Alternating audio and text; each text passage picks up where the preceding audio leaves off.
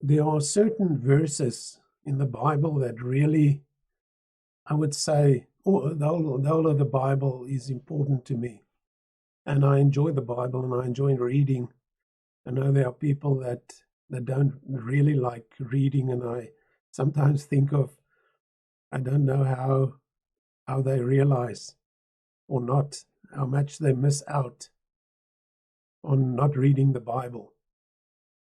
It's such a beautiful word, that it's such a beautiful book to read that can wash you clean, renew your mind, focus you intentionally on the things that are above, of God for you and me. It's not just an abstract, theoretical, scientific thing that we go through when we read the Bible. It's something that transforms us. It changes our hearts fundamentally. Now, as I've said, there are certain verses in the Bible, when I read them, I think, wow, this is so deep and so fundamental.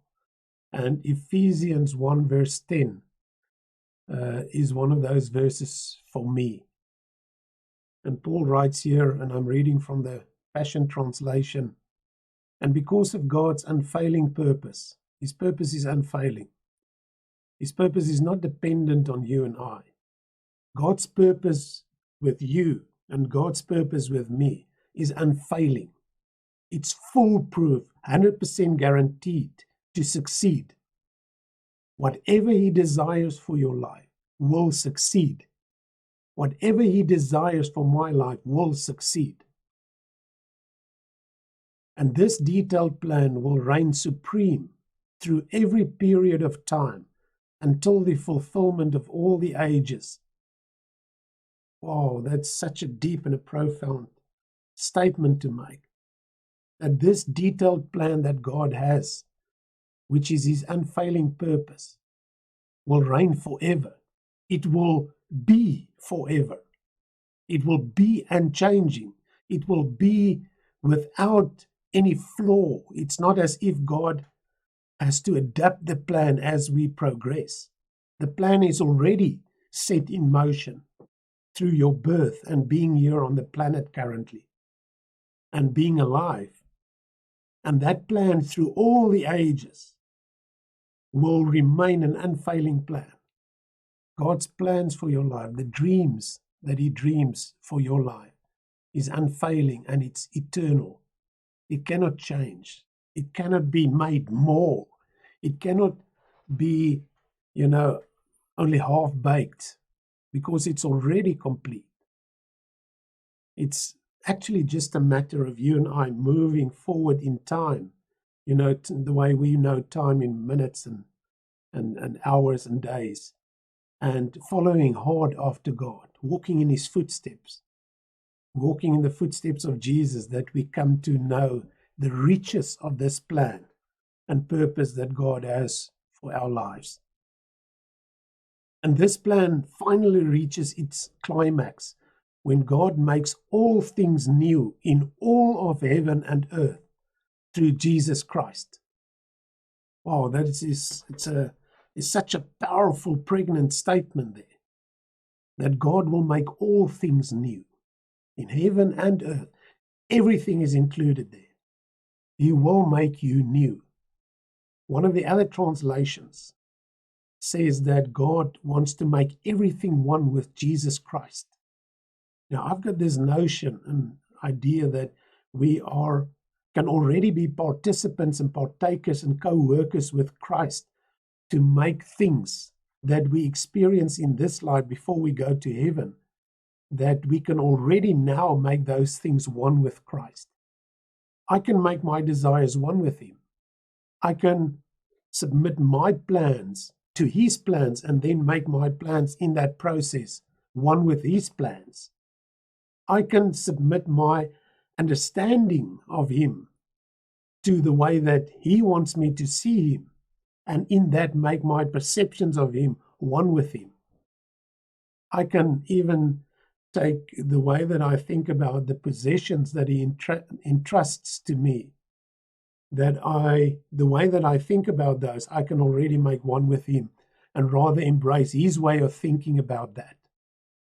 I can even, in a process of healing, make my brokenness one with Him, to give it to Him so that it could be transformed in Him. And I can still remember that brokenness and the moments when it happened. But when it's made one with Him, the brokenness, it sits different with us, with me, when it's made one with Him. Even though it might be the same brokenness that I went through, but I've gone through a process of healing to make my brokenness one with Him. Then when it lives in me, it lives in me now differently. My perception of my enemies, for instance, the way I view my enemies, if I allow that thinking and the way I think about them to be made one with Him in this life, then I will start to think differently about my enemies. I might even get to a place where I bless my enemies instead of curse them, where I bless those that curse me. I think part of the key of life, a secret in this life, is to endeavor to journey in this process where we already make things one with Christ.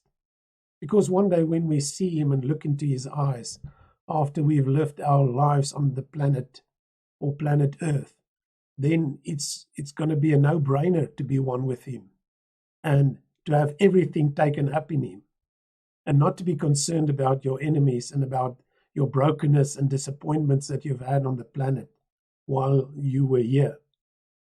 But I think a secret in life is to already now be a kind of a participant with Jesus Christ, to make our victories and our defeats, our happiness and our sadness, our overcoming and our disappointments, our love and our hate, to already make all these things, not just one of the sides, but all these things one with Him. When it's taken up into Him and it becomes one with Him, and our lives become one with Him, we will be so permeated with Him that when people look to us, we could easily say what St. Patrick said: Christ in every eye that looks at me, Christ in every ear that hears me, Christ in every mind that thinks of me.